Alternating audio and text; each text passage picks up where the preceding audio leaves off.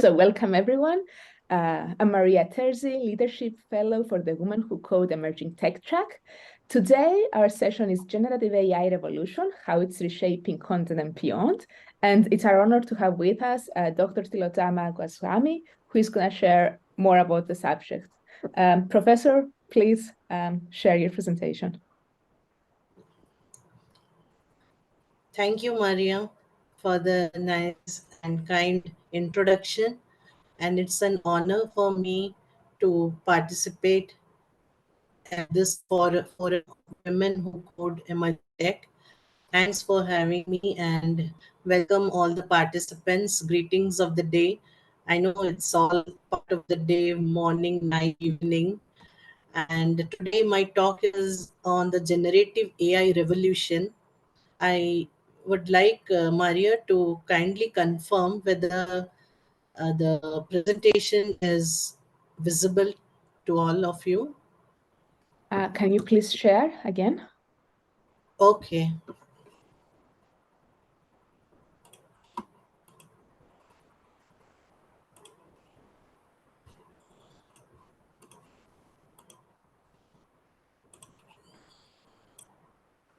Is it visible now?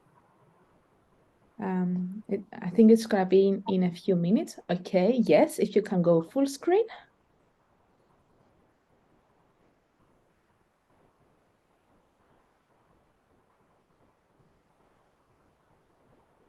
Perfect. Is it? Yes. Okay. Thank you. So the talk today, my talk is on generative AI revolution, how it is reshaping the content and beyond. So this is the agenda of my talk. What is the scope of generative AI? The applications of generative AI for the text, image, audio, video, the architectures of the generative AI. I've taken one case from the text, one case from the image, one case from the audio, and another from the video. And finally, the very important question which comes, the ethical use of the generative AI. So what is generative AI? It is also known as generative model, which is a subfield of artificial intelligence, and it focuses on creating models which again generate data. The data can be text, image, audio, video. So these models are trying to mimic and produce the content which is very similar to what humans can produce. So this generative AI is, as it is a sub branch of the artificial intelligence, it takes the help or it leverages certain part like neural network, deep learning, stochastic modeling, probabilistic modeling to create new data, and it learns from the existing data sets. When we come to learn more about the architecture which is there in this generative AI model, it all depends on what type of data it is generating and for which type of task is it the objective. So the objective and the data decides the architecture of the generative AI model. Let's start with the very commonly used now generative AI application for the text generation. The text generation in the AI, the natural language processing NLP encompasses the text generation part.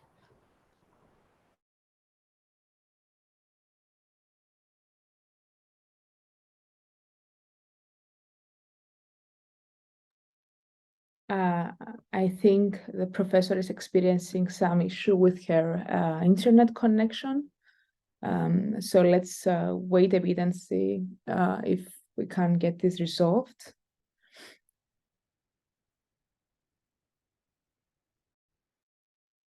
Professor, can you hear us? this and the disc. Yes. Professor, can you share your screen again? And maybe if you turn off your camera because of the delay. You can switch off the camera, otherwise the video part, if the Yes, I will bandwidth switch it problem. to. Mhm. Yes, yes.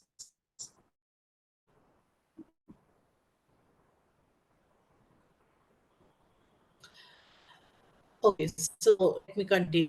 So Can this you, thing is Professor, where an AI develop. Yes, can you please yes. share your screen again? Because we cannot see your screen. Okay, okay, okay.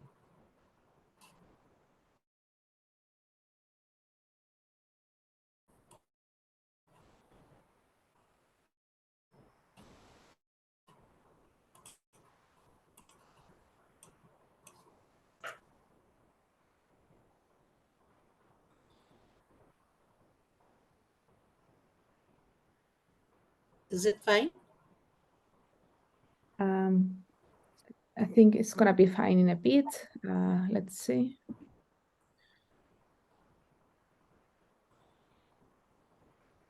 Yes, I can see it now. Okay, there's some network glitch. No worries, you can continue. So shall Thank we continue? Okay. So this is a content generation, which is the text. When we are using for creative writing, for chatbots, when we are interacting with the customers, messaging. So similarly, it's content creation.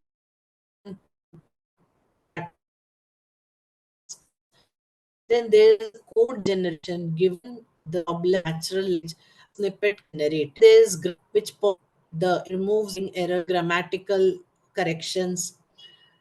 Then there is an exclusive application meant for email drafting by Google's Smart Compose. The input is the email, and the email drafting is done depending on the case to case study. The summary summarizes the given text. Then there's Art Breeder, which manipulates the text for the artistic expression. Then Draft.io provides suggestions for collaborative content writing. And Concord is actually one of the software generates the text for the content marketing. So this is in a nutshell whatever we have just now discussed and seen.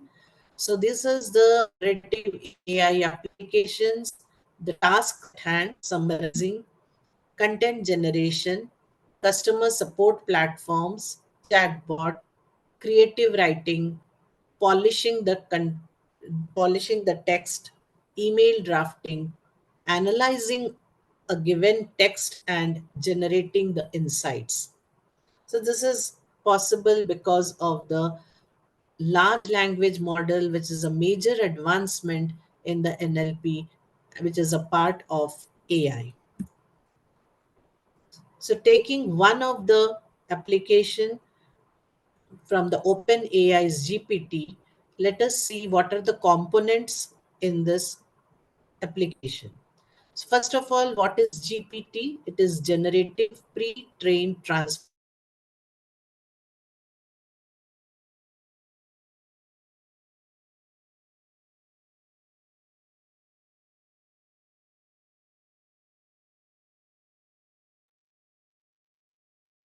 Professor.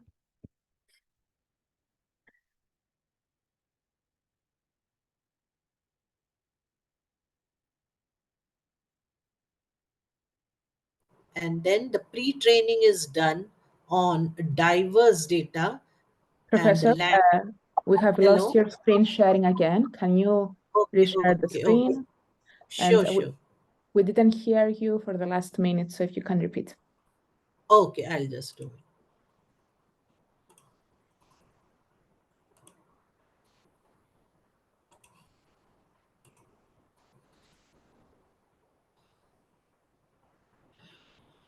Okay, so this is the, I was summarizing where what are all the applications for the generative AI when the texts are generated. So this is the summarization. Given an input text, you can summarize, you can polish that text, you can use for email drafting, can use for analyzing the text and generating insights, for creative writing.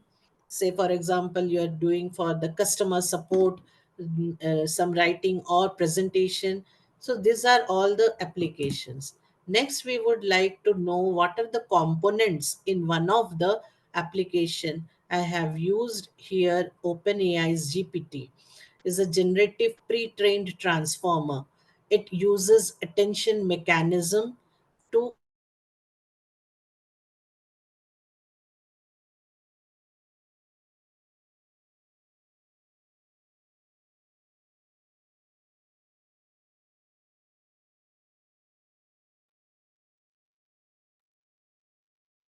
So this is what shall I again Yes, yes, we missed you again. Uh, oh, would you like to call okay. in the instead of joining via internet? Pardon? I can also provide like an international number to call in if you think it's gonna be better. Okay. Yeah, I'll just check. I'll just open the door. Or if you can go closer to your router.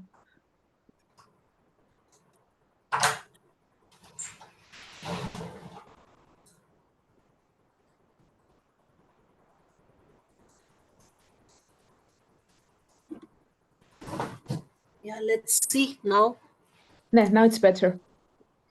Okay. So this is about the, because it's already been pre-trained on the diverse data so that it understands the language and then it is having a generative capabilities. Say for example, this is the chat openai.com. You can have it in the browser, and this is the window where you will be giving an input. So already it is written, chat gpt can make mistakes, consider checking important information. So we have to be very careful with whatever it is generating, because finally it is trying to mimic the human and generate the responses.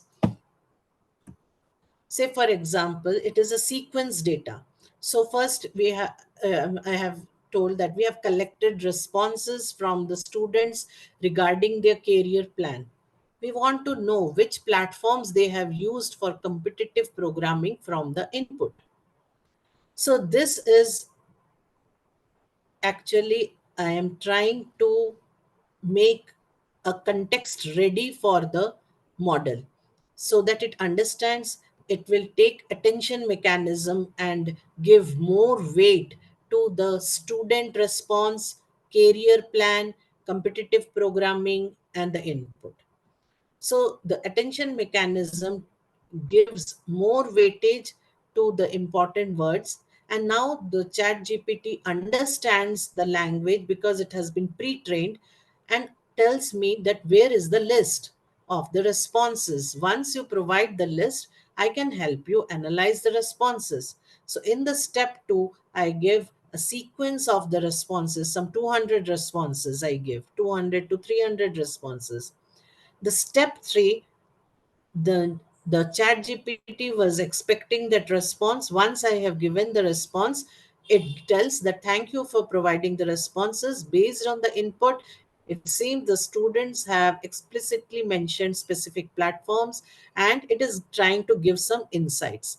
So this is what internally the transformer architecture is using the attention mechanism to capture the contextual relationship in the sequential data. So let us see what are all the components of the model.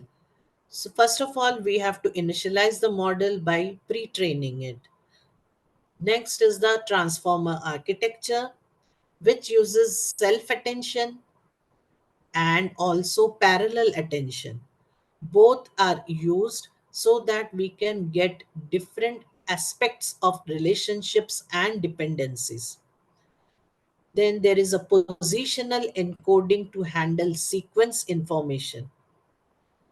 One of the very important component is autoregressive decoding, where a token is generated depending on the previous tokens, because we have to generate the sentences which are meaningful. So the tokens have to be generated in a meaningful manner, so it has to understand the sequence information while decoding layer wise.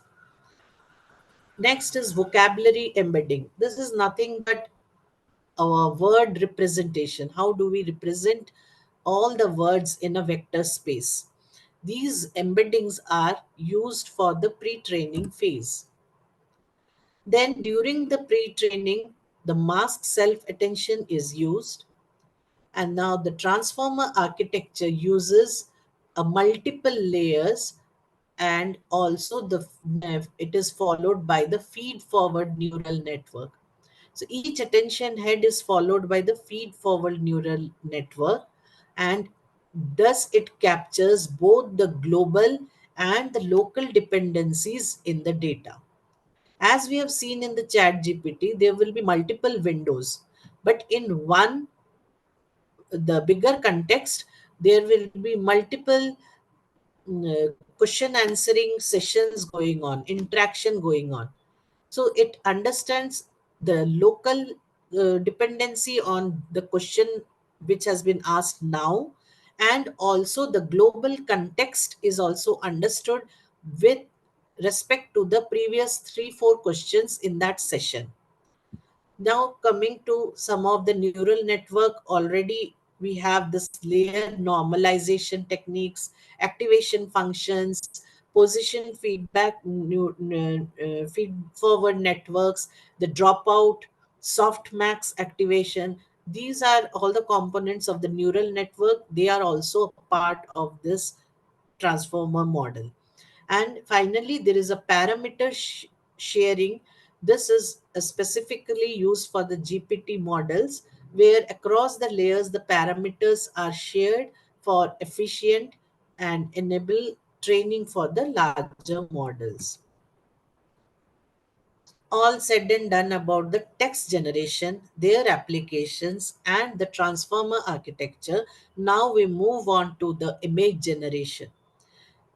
So generative AI application for image generation. So by Google, there is a Deep Dream, then deepart.io, where you can apply artistic styles to images. Then StyleGAN and StyleGAN, two model applications, they create high quality image synthesis. Then there's semantic brushes which can color manipulate the objects in an image by GAN Paint Studio. Dell E is developed by OpenAI, which generates images taking the textual descriptions. Next, CycleGAN is image to image translation without paired training data. So the horses are running in a field, and the horses can be converted or translated to zebras, but it doesn't need any pre-training. But it can be, this is a translation problem with image to image transforms from one domain to another. Then there is a big GAN, generates high resolution images with rich details. Then there's Pix to Pix, which is translating images from one domain. Like, for example, you give a sketch and it will create a realistic face or image. If we can give black and white photograph, it creates a colored photograph.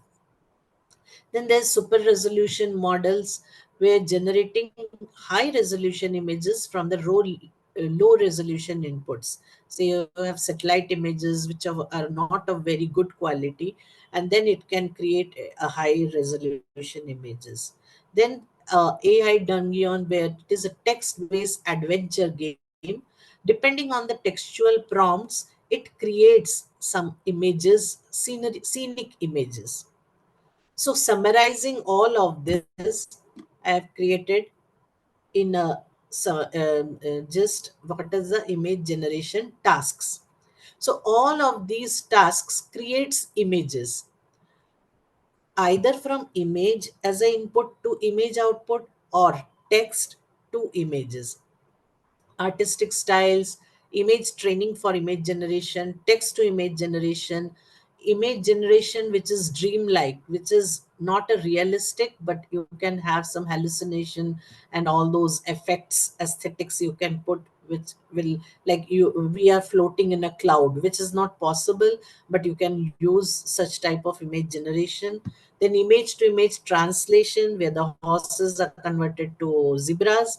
The image enhancement, where from the low resolution we can convert to a high resolution, so that way the quality of the image is increased. Then conditional image synthesis, and then adventure game. Am I audible? Yes, yes, thank you. Thank you. So let us take one such application for the image generation, which is Dell E. It's a generative model by the OpenAI, and it's having the capabilities generate images from the textual descriptions. It is on the famous artist Salvador Dali and Pixar character Wall E. The name has been derived from. So it creates images based on textual prompts. So, what are the components of Delhi? Number one, here we are talking about generative adversarial network, that is GAN, GAN. In the, just to revise, the generative AI for the text, we have focused on the transformer. And now when we are talking about the generative AI for the image, the one of the very important and the novel contribution is the of the GAN. The GAN consists of two parts. One is generator, another is discriminator. So the generator creates some synthetic images and given a prompt, and the discriminator evaluates whether it has generated correctly or not. If it has not generated correctly, it will put it in a loop and try to correct it, try to have an improvement on the generated images. Another part is encoder decoder architecture, which helps in this generation process. So here it takes the text and prompts, and it translates it into a latent space representation. The decoder generates the images from this latent space representation. So, what is this latent space representation? Where each of these points have unique encoding, and it maps both the textual prompts and the image samples into the latent space. Now, given a prompt, it generates a set of images. How is it possible that it is, and all the images are slightly different? It is not that all of them are not the same. So this is possible because this also consists of variational autoencoder, like the structure generative model, which introduces a level of stochastic or probabilistic part into the latent space, which helps in generating diverse images. So some of the more components are text to image synthesis, where it understands the association between the text and the image. Say horse and the image horse, apple as a word, APPLE, and the apple as the image. So this association is learned as a primary function. Then there's a conditional generation, which is prompt specific, and according to the user's input, the prompt, the image is generated. If the user says white striped zebra, or the color red apple, green apple, so it depends on the conditional generation.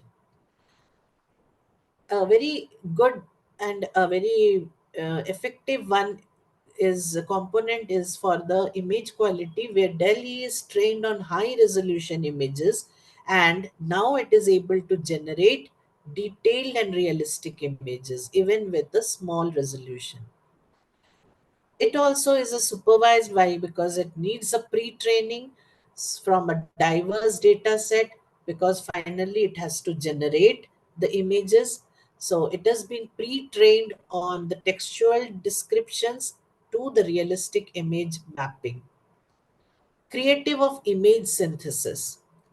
So image synthesis creative like avatars, the uh, cartoons of a particular uh, face, then these creativity comes, which are imaginary or fictional entities on the textual prompts. Those type of images also can be created. Now the ethical considerations are taken into consideration, because if we are training on a data set which is a biased one. Say, for example, we say that the girl is playing with the doll, and we show 100 such examples, and 100 examples of the boys playing with the football. Then it learns that the dolls are, or it recommends or it generates a girl with a doll and the boy with a ball or a cricket or a handball. So such type of trainings with biases can create a problem, because that may not, that is a limitation which will be creating problem in synthesis of the data. Now, coming to the third type of data generation, generative AI for audio generation. So far, we have talked about generative AI for text, generative AI for images. Now we are talking about generative AI for audio generation. So let us see some of the applications. WaveGAN and WaveNet. It's developed by DeepMind. It converts from text to the speech synthesis. It's also used for music generation. Then JukeDeck is a music composition platform. Amper Music, it's a composition tool. NSynth, it's developed by Google, and it creates new sounds by combining the existing ones. Then Magenta Studio, developed by Google for the music generation. Until it generates personalized soundscapes, depends on the day, weather, and the location. Ava composes classical music. Then Watson Beat, developed by IBM, generates music depending on the user preferences. So I have summarized this, all the applications, as follows: text to speech synthesis, music generation, music composition, personalized soundscape generation, compose classical music, user preference music generation, multimedia content generation, and music generation for the games. So let us take one of the application and its model, WaveGAN.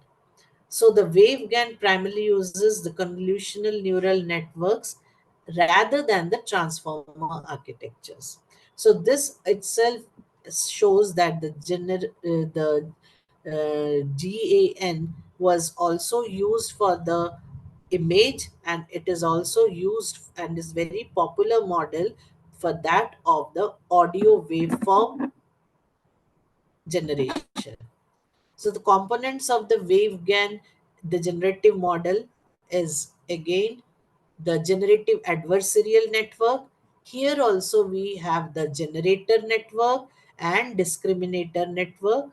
Here the generator network is creating real audio data, and the discriminator network is is testing whether the real audio has been generated according to the given input or not. So it distinguishes between this audio for waveform and the synthetic waveform which is generated by the generator. Now, upsampling and the convolution layers are used in the architecture to capture the hierarchical features in the audio and also generates longer sequence of the audio. The manual components of the deep learning neural network is also a part of WaveGAN, which is activation function. Here we are using leaky ReLU activation. If we remember in the last example where we have generated the image with the Delhi. There we used the ReLU activation. Here we need a small gradient and avoid dead neurons, because in audio signals, negative values also can carry some meaningful information. So to not to avoid them, the leaky ReLU activation is used. Batch normalization is, as usual, used traditionally for accelerating the training process, help stabilize, converge the network learning. Next comes generator output activation. Here it uses TANH, and the discriminator output activation sigmoid is used. There are three types of loss functions which has been which is a part of it, which has to be minimized. One is the generator's loss and the discriminator's loss, and also one the your loss of the where the learning is happening. The waveGAN will be using generators and the discriminators loss, and it has to be minimized. And the training data is a supervised learning, which requires a data set of real audio waveforms for the training. Now, coming to the video generation application.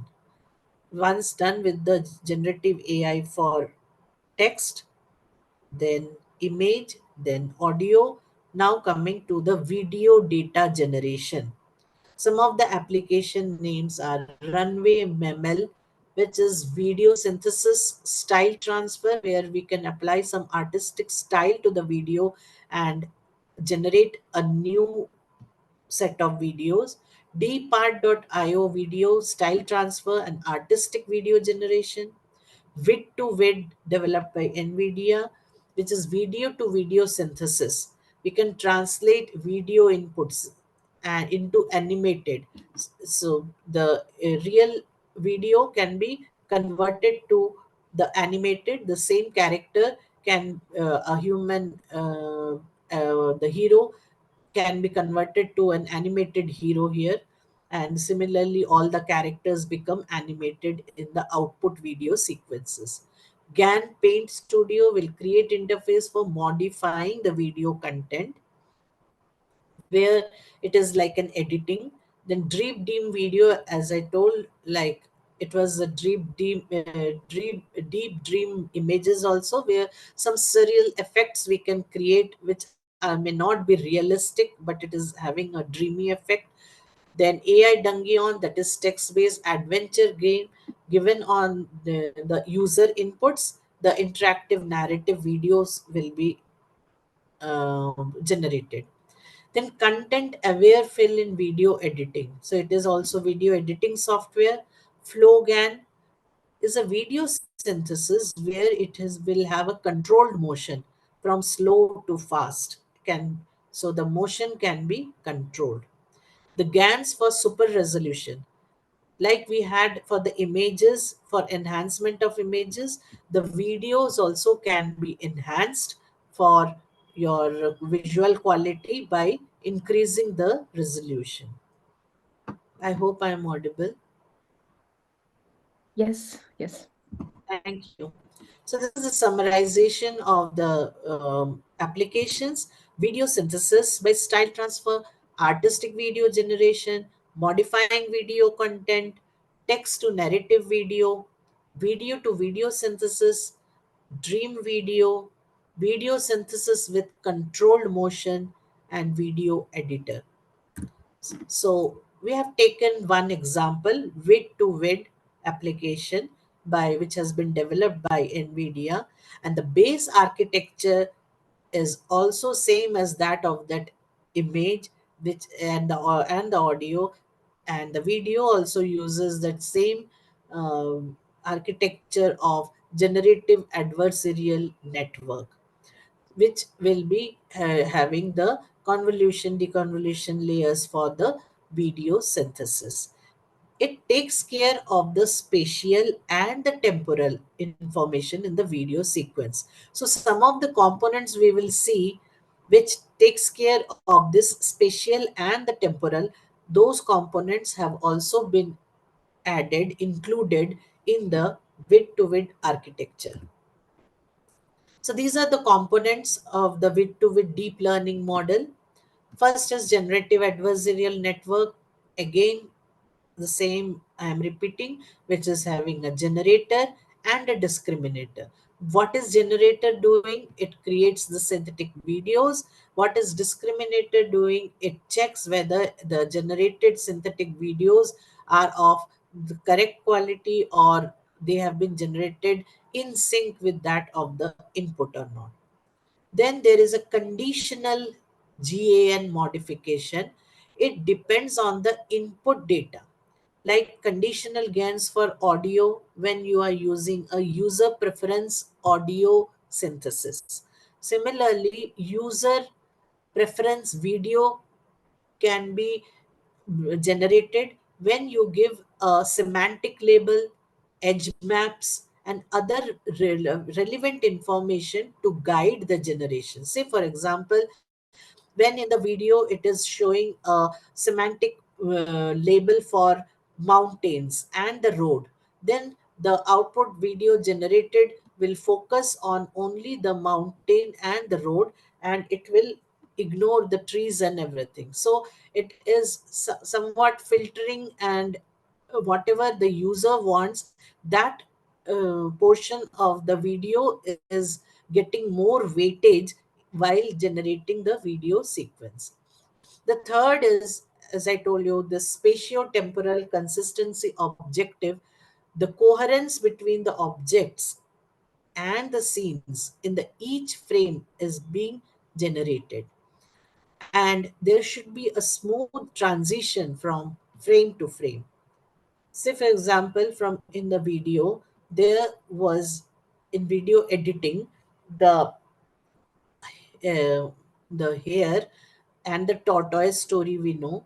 The hare has been edited with the tortoise, and now we expect the tortoise to crawl slowly, but because the video has it has the hare jumping from here to there, just the tortoise part gets replaced.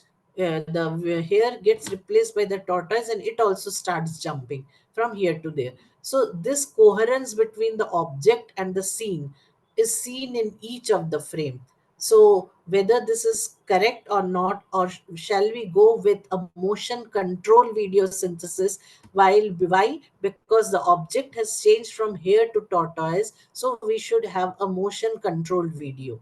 So these are some of the conditional GANs which can be generated, and it will be more realistic.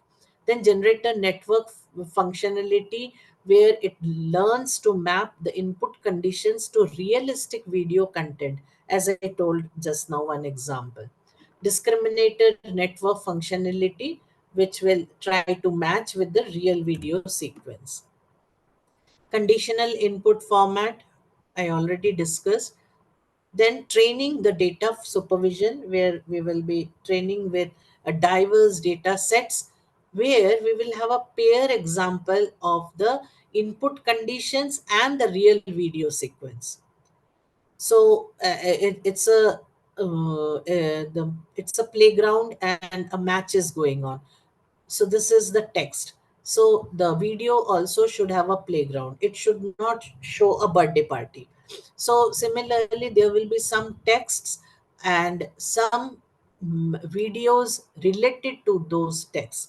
So this combination of paired example of the input and the output real video is trained and is a supervised way of learning. Then loss function optimization has to be done.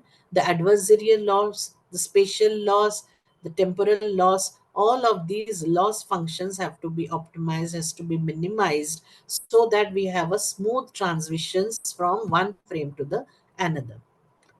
The ninth point is also very important, the pose estimation in the image synthesis. So the pose is information. It's say, for example, we are creating animated video from the real video. So the pose estimation is very important. A man gets converted to a rabbit. So how do you do the pose? Because here the human is having legs and hands and he was playing the ball. Now he got converted to a rabbit. So this estimation, so that the estimation, now the human was 6 feet tall, the rabbit is small, and the ball also has to be estimated. The physics has to be estimated properly so that it looks realistic way that the rabbit is playing with the ball. So this way, the incorporating the pose estimation to it will enhance the generation process. Next is the post processing techniques, the for the generated videos, where some small artifacts can be reduced, some if there are certain noise, the noise reduction can be done, and so for the synthesized contents. So now the question comes, is transformer architecture used in waveGAN or width to width? So not typically used, because this transformer model is more on the sequencing. Because as we have seen in the chat GPT and for the text generation, the transformer generates a sequence of data which has to be a meaningful, because it is talking in the natural language. So the natural language understanding and synthesis, it's all about generating tokens properly based on the previous tokens. So this is being taken care by this transformer architecture. Whereas the architecture which are used for generating video, image, audio, they are more, they are there. The architecture is focusing on the generative adversarial network.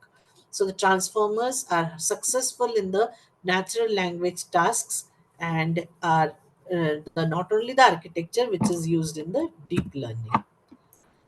Why is everyone talking about the ethical aspect of the generative AI? So, this is very important, because when we create any content as a human, as a professional, we take the responsibility of the creation. We endorse who has created this. We publish the paper, the researchers publish the paper claiming that we have done this experiments. So it's all in done in a well articulated, processed manner, so that everyone knows this is not a fake, this is a real thing. So now the question here is, generative AI is continuously generating millions of texts, millions of audios, videos, images, and getting viral. And it is being sent from here to there without any proof that who has generated that. So now in research also, the paper has been generated by the generative AI, or the research paper has been generated by some collaborative effort of the researchers, is there is a question mark. When the plagiarism check is done, how much percentage of the paper has been generated by the chat GPT, and how much, so we cannot say the level of the creative, the capacity of the creativeness of the author as such, if he or she has used the chat GPT. I hope I'm audible, Maria. Yes, yes, Professor. Yeah. The ethical considerations, now we will see the key factors, and that's the almost the fag end of my talk. So the bias and the fairness issue, as I told, all these models have been pre-trained on a huge data sets, so large data sets, and if any of the biases are getting imbibed in while training, that will reinforce the stereotypes and it will be unfair, so it will be discriminatory outcomes. Now when this chat bot is going on and we are talking to the chat gpt, and suddenly it starts outputting out its output is foul language. It doesn't understand it is foul language, so the sentiment analysis has to be done at every point whenever it is being generated, so that we are responsible. We are generating the text images responsibly, so that it doesn't hurt anyone's sentiments. So this misuse and malicious use is a concern, and also privacy concern. Say for example, now I have given a text which was supposed to be confidential, and I just type that text and tell please summarize. What happens?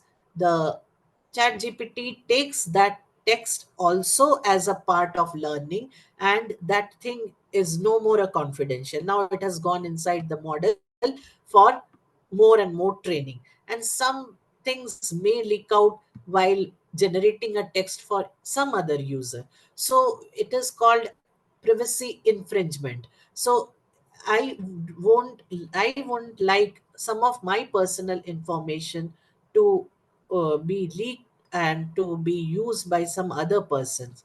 Then unintended consequences are there, which is harmful. I cannot ask the chat gpt how do I uh, how do I cheat in the exam. Should I ask such question? This is not a ethical question. But the chat gpt starts giving you all the answers, how you can cheat, how you can steal, uh, how you can do robbery, all these things. So we have to know what type of questions, what type of inputs are harmful, offensive, inappropriate, and then only the generative ai should responsibly it will tell you, no, I cannot say this because this is unethical. I cannot tell any of the response. I cannot generate image or video or text. So because we are trying to mimic a human, are we have not still reached that far, that that cognitive capability of a human being a responsible, ethical, uh, all those natures have to be imbibed in a program. How it can be done? So that's a long way to go, and the researchers are working on it. So there are security risks. Then this is the inequality. Who will be benefiting from these technologies and who will be left behind?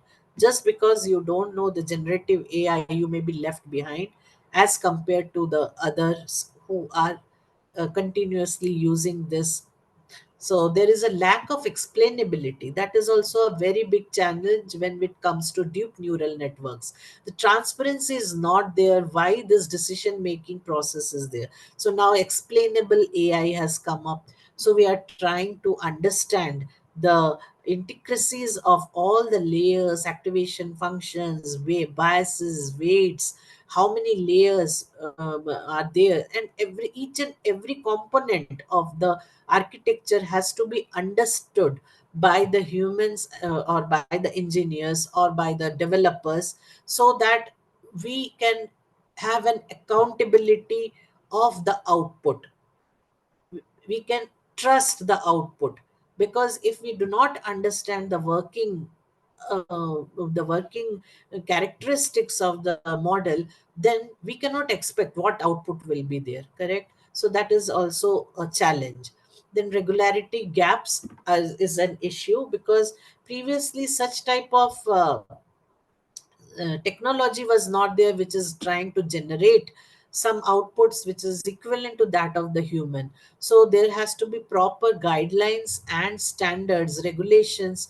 The regulatory board should be there, so that they also take care of such rapid advancements which is happening in the AI technology.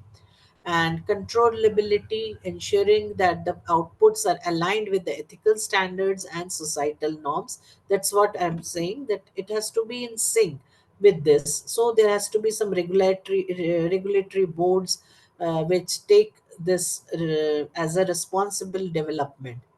And responsible AI development is the emphasis, where developers and organizations are increasingly recognizing the importance of ethical considerations in the entire AI life cycle, from the designing to deployment, from the training to the deployment.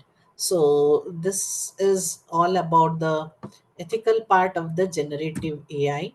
Some of these reference videos we can you can play to see. These are the generative AI for images, videos, and the audios. So I would like to thank Maria, the Women Who Code Forum, and I'm very, very thankful to them to give me this opportunity. I would also like to thank my college, Vasavi College of Engineering, Hyderabad in India. And any questions, uh, I would be more than happy to answer. I'll try to answer all the questions. Thank Thank you, you. Professor. Your speech was very interesting, and I really liked how you provided an examples of the different applications, and you took a specific example and you took us through the architecture. So one of the participants, Isha, is asking if we can get the slides Sure, of I'll the share session. with you. Yes, if you can share them with me, I will share it in the Slack of Women Who Code Emerging Tech, so anyone can see them and study them afterwards. Okay, sure.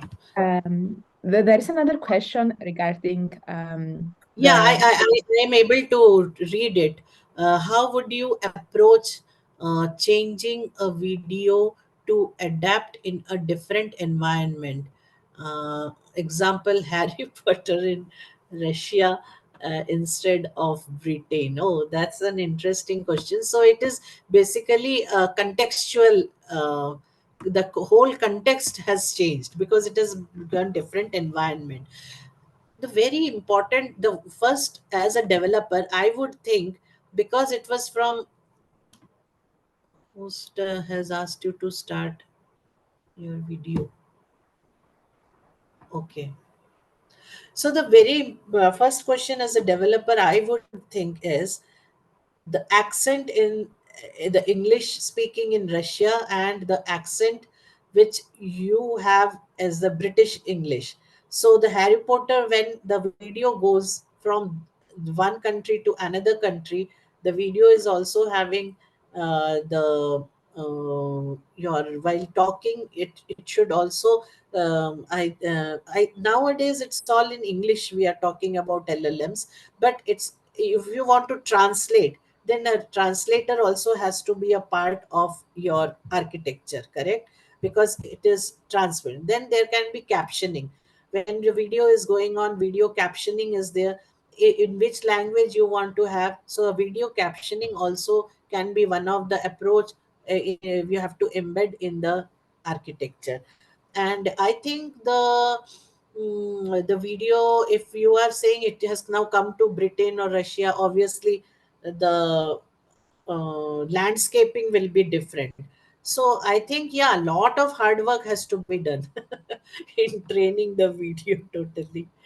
Okay, so anything, Jones, are you able to hear me? And any other yes. question from regarding this?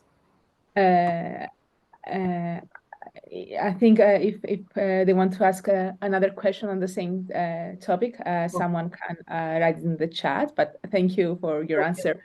It's Can an easy task, isn't it? So you'll need to have like an architecture with a lot of layers. to make it possible. Yeah, correct. You have to, yeah. But main is the pre-trained model. When we are talking about generative AI, it is a pre-trained model.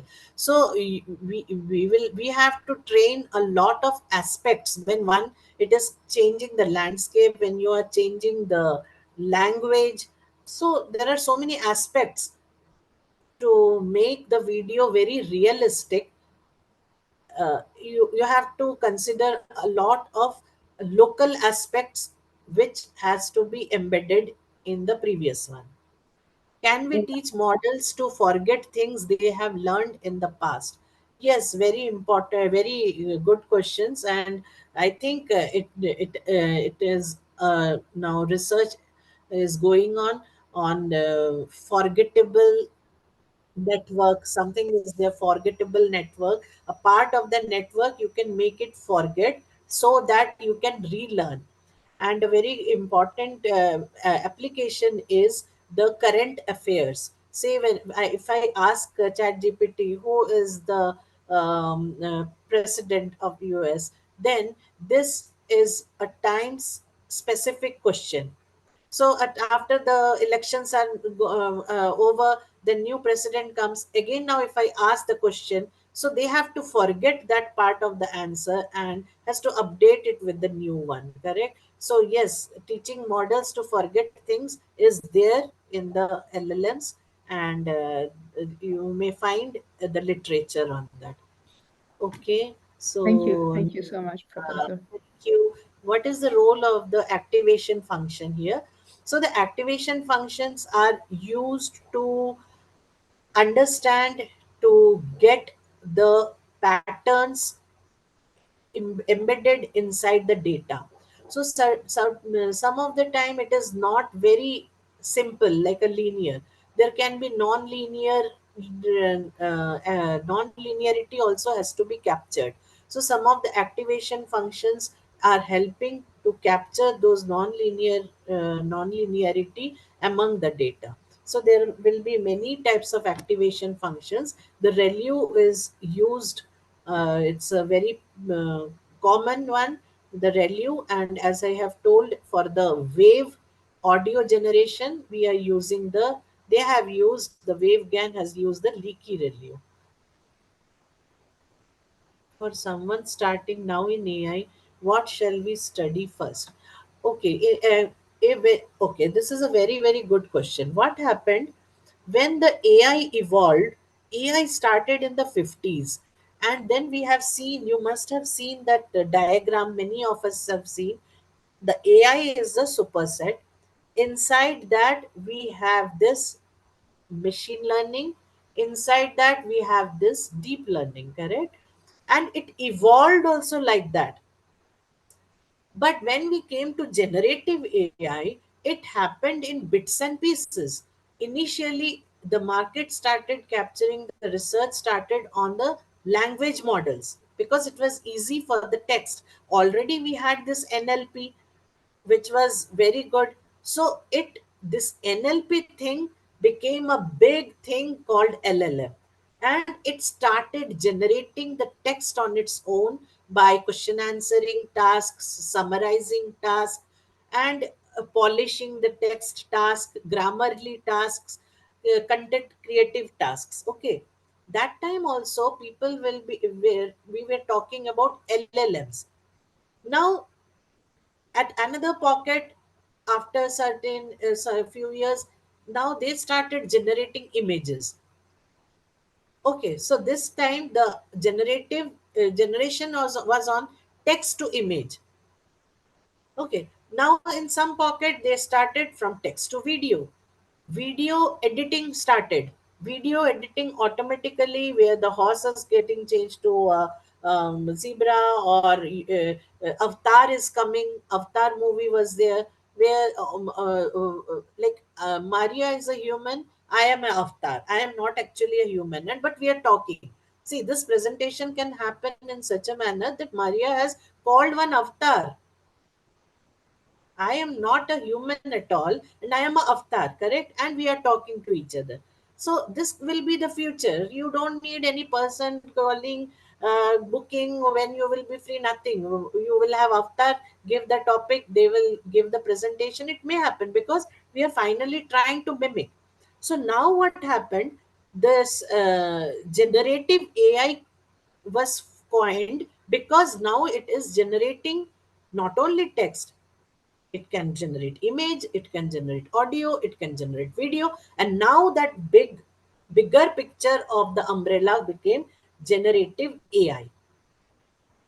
And now this is having deep learning as one, as the architecture. No one can say generative AI without deep learning. So now that bigger AI, as one of the attendees asking, we should know what is AI. Now, when we want to learn something, that is a machine learning.